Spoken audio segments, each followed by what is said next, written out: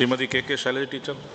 Sir, സമാനതകളില്ലാത്തൊരു മഹോത്സവമാണ് നമ്മുടെ സ്കൂൾ കലോത്സവങ്ങൾ. എന്നാൽ ഇത് ഉത്സവം മാത്രമല്ല, ഇതൊരു മത്സരം കൂടിയായിട്ടാണ് നമ്മൾ നടത്തുന്നത്. ഈ മത്സരത്തിൽ നമ്മൾ ജഡ്ജസിനെ, വിധികർത്താക്കളെ നിശ്ചയിക്കുമ്പോൾ ഒട്ടേറെ പരാതികൾ അതിൻ്റെ ഭാഗമായിട്ട് ഉണ്ടാകുന്നതായി കാണുന്നുണ്ട്. വളരെയേറെ കഴിവുള്ള കുട്ടികൾ പിന്തള്ളപ്പെടുന്നുവെന്നും അവർക്ക് അർഹതപ്പെട്ട രീതിയിൽ അംഗീകാരം ലഭ്യമാകുന്നില്ല എന്നുമുള്ള പരാതിയുണ്ട്. ചിലപ്പോൾ നടക്കുന്ന മത്സരത്തിൻ്റെ കാര്യത്തിൽ അതിനെക്കുറിച്ച് അവഗാഹമായ അറിവില്ലാത്ത ആളുകൾ പോലും ജഡ്ജസായിട്ട് നിയമിക്കപ്പെടുന്നുവെന്ന പരാതിയുണ്ട്.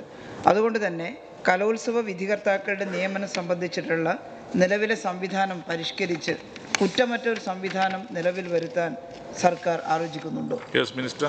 സർ, പൊതുവെ കലോത്സവ വിധികർത്താക്കളെ നിശ്ചയിക്കുന്നതിൽ സുതാര്യത കാത്തുസൂക്ഷിക്കുന്നുണ്ട്. എങ്കിലും പരാതികൾ ഉയർന്നു വരുന്നുണ്ട്. അതെല്ലാം അടിസ്ഥാനപ്പെടുത്തിയാണ് കലോത്സവ മാനുവൽ പരിഷ്കരിക്കുന്നതിന് വേണ്ടിയുള്ള തീരുമാനമെടുത്തിരിക്കുന്നത്. ആ മാനുവൽ പരിഷ്കരിക്കുന്ന സന്ദർഭത്തിൽ വിധികർത്താക്കളുടെ പ്രശ്നങ്ങളും ചർച്ച ചെയ്യുന്നതാണ്.